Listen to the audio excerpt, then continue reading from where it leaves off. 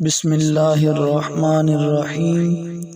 السلام علیکم ورحمۃ اللہ وبرکاتہ۔ صحیح بخاری شریف حدیث نمبر 81، حضرت سیدنا انس بن مالک رضی اللہ تعالی عنہ سے روایت ہے، آپ فرماتے ہیں میں تم کو ضرور ایسی حدیث بیان کروں گا جس کو میرے بعد تم سے کوئی بیان نہیں کرے گا۔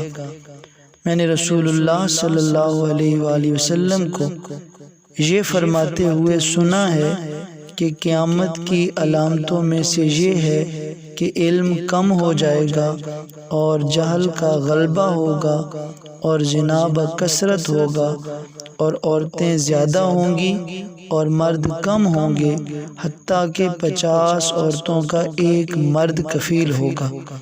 سامعین محترم، اس حدیث مبارکہ میں آپ نے سماعت فرمایا کہ پیارے نبی پاک صلی اللہ تعالی علیہ وآلہ وسلم نے قیامت کی مختلف علامتوں کا ذکر ارشاد فرمایا، اور سب سے پہلی علامت یہ بیان فرمائی کہ علم کم ہو جائے گا اور جہل کا غلبہ ہوگا۔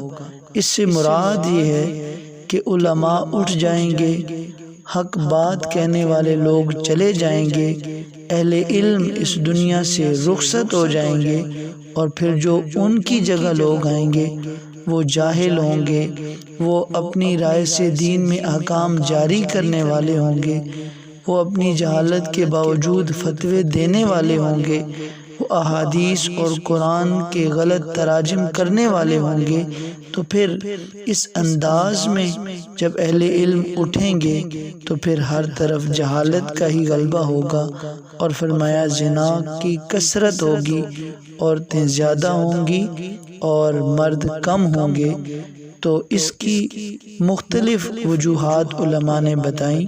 فرمایا کہ اس لیے بھی یہ فرمایا گیا کہ قیامت کی علامت ہے کہ عورتیں زیادہ ہوں گی اور مرد کم ہوں گے، کیونکہ مختلف جنگوں میں اور آپس کے جھگڑوں میں مرد قتل کر دیے جائیں گے اور عورتیں باقی رہ جائیں گی۔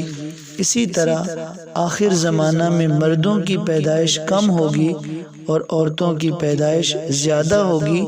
جب عورتوں کی پیدائش زیادہ ہوگی اور مردوں کی پیدائش کم ہوگی تو پھر اس صورت میں ایک ایک مرد کو 50 عورتوں کی کفالت کرنا پڑے گی۔